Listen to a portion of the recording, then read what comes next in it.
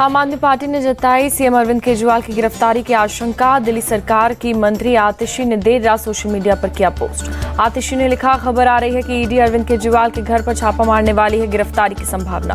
दिल्ली सरकार के मंत्री सौरभ भारद्वाज ने किया पोस्ट। सुनने में आ रहा है गुरुवार की सुबह सीएम केजरीवाल के घर ईडी उनको गिरफ्तार करने पहुंचने वाली है। सीएम केजरीवाल ने ईडी को दिया जवाब, कहा जांच में सहयोग के लिए मैं तैयार हूं, लेकिन पहले मेरे सवालों का दे जवाब। सीएम केजरीवाल ने ईडी के व्यवहार को बताया मनमाना और गैर पारदर्शी। दिल्ली में राज्यसभा चुनाव और 26 जनवरी की तैयारी का दिया हवाला। केजरीवाल के समर्थन में आए उद्धव ठाकरे की शिवसेना के नेता संजय राउत, कहा बीजेपी चाहे जितनी कोशिश करे केजरीवाल ईडी से डरने वाले नहीं है। संजय राउत का बड़ा आरोप, कहा बीजेपी जांच एजेंसियों का इस्तेमाल करके विपक्ष की आवाज को दबाना चाहती है, लेकिन कामयाब नहीं होगी। एनसीपी सांसद सुप्रिया सुले ने भी किया केजरीवाल का सपोर्ट, कहा अपोजिशन के अलायंस से बीजेपी डरी, इसलिए लोकसभा चुनाव से पहले से सब कुछ किया जा रहा है।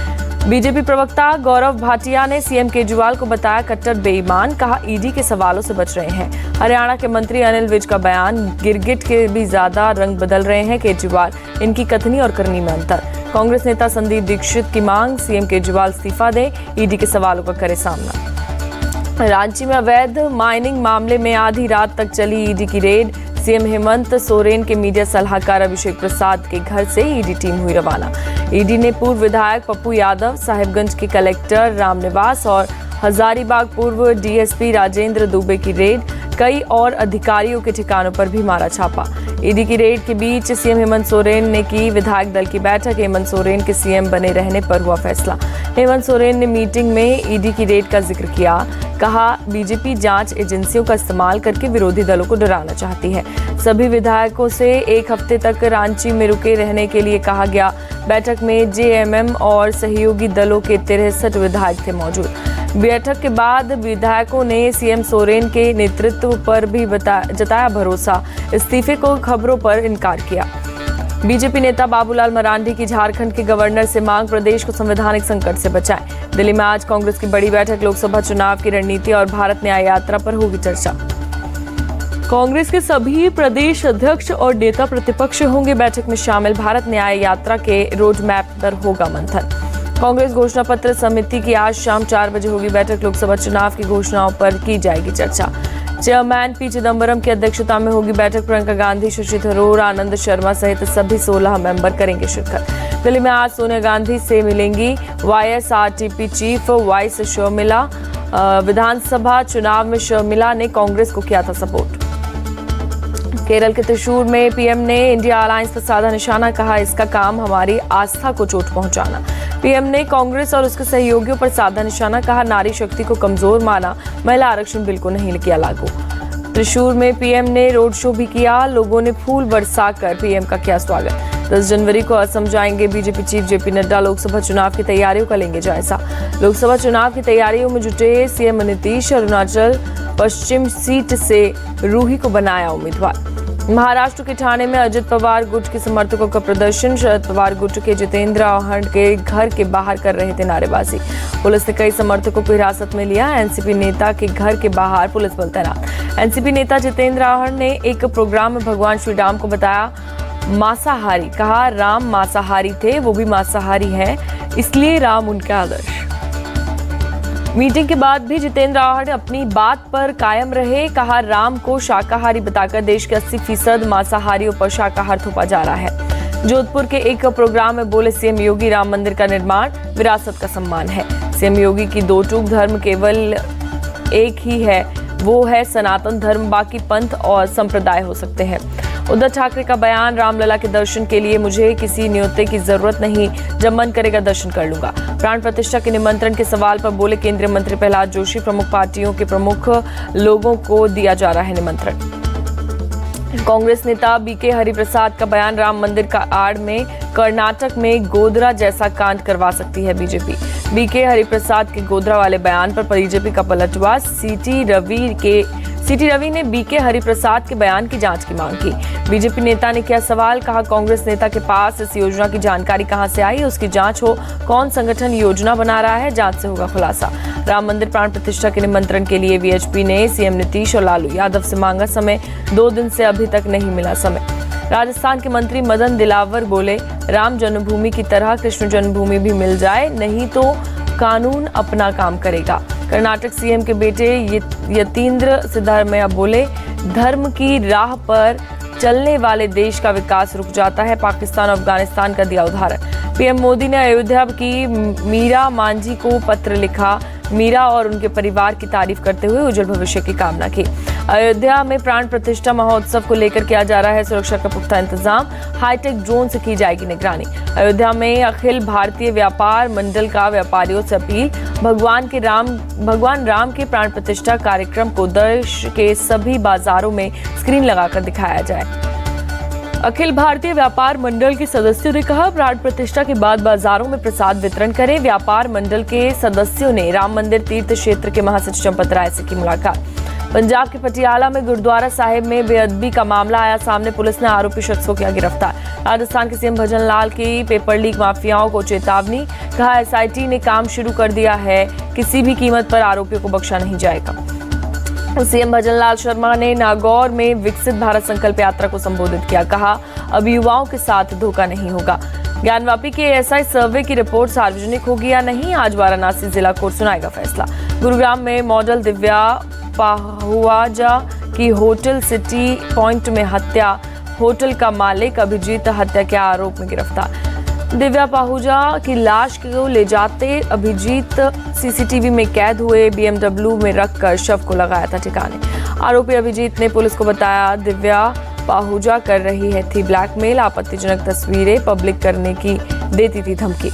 दिव्या पाहुजा का शव फिलहाल बरामद करने में नाकाम पुलिस, आरोपी अभिजीत से की जा रही है पूछताछ। यूपी के कासगंज में इंस्पेक्टर हरिभान सिंह को मारी गई गोली, घायल इंस्पेक्टर को इलाज के लिए अलीगढ़ किया गया रेफर। पशुओं को लेकर दो पक्षों के बीच हो रही विवाद सुलझाने पहुंचे थे इंस्पेक्टर हरिभान सिंह, एक पक्ष की तरफ से चलाई गई गोली से हुए घायल। पुलिस ने आरोपी को पकड़ने के लिए पूरे इलाके में की घेराबंदी। एसपी कासगंज ने जल्द ही आरोपी को पकड़ने का दिया भरोसा। झांसी में पुलिस और हत्या के आरोपी के बीच मुठभेड़, हत्या का आरोपी चिंटू गोली लगने से घायल। पुलिस को दोस्त की हत्या के आरोपी चिंटू के घर जाने की मिली थी सूचना, पुलिस को देख चिंटू ने की फायरिंग। पुलिस की जवाबी कार्रवाई में चिंटू के पैर में लगी गोली, पुलिस ने इलाज के लिए मेडिकल कॉलेज भेजा। नोएडा के सरिया और स्क्रैप माफिया रवि काना पर कार्रवाई, पुलिस ने 2 फैक्ट्री समेत करीब 100 करोड़ की संपत्ति को सील किया। कोलकाता के गरिया में एक ही परिवार के 3 लोगों की मौत, पुलिस ने सुसाइड की कही बात। लखनऊ के नाका इलाके में निर्माणाधीन इमारत गिरी, किसी के हताहत होने की खबर नहीं। बीपीएससी पास 25,000 शिक्षकों को बिहार सरकार बांटेगी नियुक्ति पत्र, 13 जनवरी को गांधी मैदान में होगा प्रोग्राम। तमिलनाडु के महाबलीपुरम में परंपरागत नृत्य महोत्सव का आयोजन, भारी संख्या में विदेशी पर्यटक महोत्सव में हो रहे शामिल। दिल्ली में कोहरे की वजह से कई ट्रेनें देरी से चल रही, नई दिल्ली रेलवे स्टेशन पर यात्रियों की भारी भीड़। ट्रेनें लेट होने की वजह से यात्रियों को हो रही परेशानी, लोगों को घंटों करना पड़ रहा है इंतजार। दिल्ली में घने कोहरे की वजह से एयरपोर्ट पर विजिबिलिटी काफी कम हुई, कई फ्लाइट्स हुई लेट। एमपी के ग्वालियर में घने कोहरे का असर, ट्रेन हो रही लेट, यात्री घंटों स्टेशन पर कर रहे इंतजार। ईरान में पूर्व जनरल कासिम सुलेमानी की कब्र के पास धमाका, अब तक 103 लोगों की मौत की खबर। करमान शहर में साहेब अल जमान मस्जिद के पास हुआ धमाका, 141 से ज्यादा लोग घायल हुए। इजरायली खुफिया एजेंसी मोसाद ने दी चेतावनी, 7 अक्टूबर को हुए हमास के हमले में शामिल किसी को भी बख्शा नहीं जाएगा। दक्षिणी गाजा के राफा में इजरायल का हवाई हमला, कम से कम 3 लोगों की मौत। इजरायली सेना का दावा, हमास के कई ठिकाने और टनल हवाई हमले में हुए तबाह, हमले का वीडियो किया जारी। गाजा के दक्षिणी और मध्य इलाकों में इजरायली सीमा से हमले जारी, मिसाइल के धमाकों से आसमान में काला धुआं छाया। गाजा में जमीनी कार्रवाई कर रहे आईडीएफ को हथियारों की सप्लाई जारी, इजरायली वाहन और टैंक पहुंचा रहे हैं सैनिकों को रसद और हथियार। अमेरिका के न्यू जर्सी में एक मस्जिद के बाहर इमाम पर फायरिंग, बुरी तरीके से जख्मी इमाम को अस्पताल में किया गया भर्ती।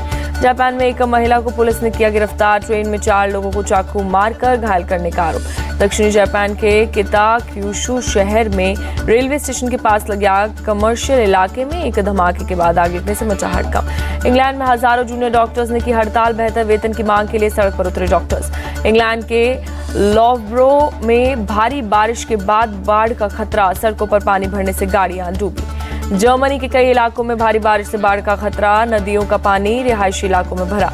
पेंशन स्कीम को लेकर ईपीएफओ का बड़ा अपडेट, हायर पेंशन स्कीम के तहत डिटेल अपलोड करने की समय सीमा 31 मई तक बढ़ाई गई। गेहूं उत्पादन पर बन सकता है नया रिकॉर्ड। 2023-24 में 11 करोड़ 40 लाख टन के गेहूं उत्पादन की उम्मीद।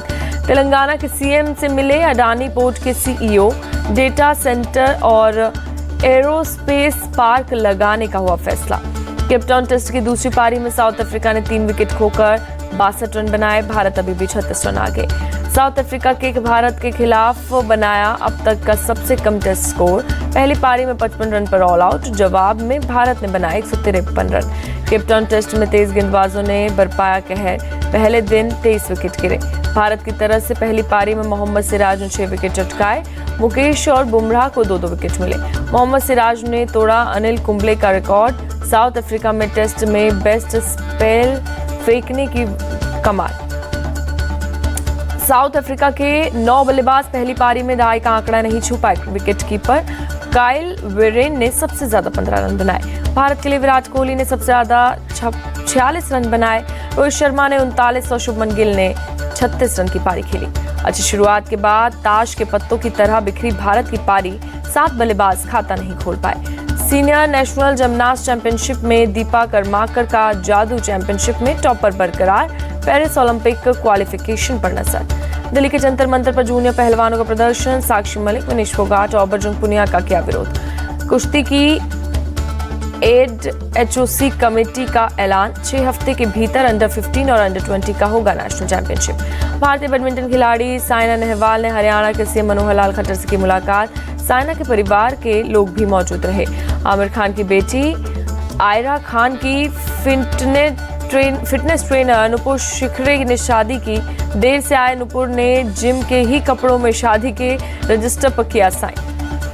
नुपुर बाद में शेरवानी पहनकर आयरा खान के साथ आए सामने। आमिर खान के साथ नुपुर और आयरा ने खिंचवाई फोटो। आयरा और नुपुर की शादी में आमिर खान की दूसरी पत्नी किरण राव भी मौजूद रही। पूरे परिवार ने मीडिया के सामने खिंचवाई फोटो।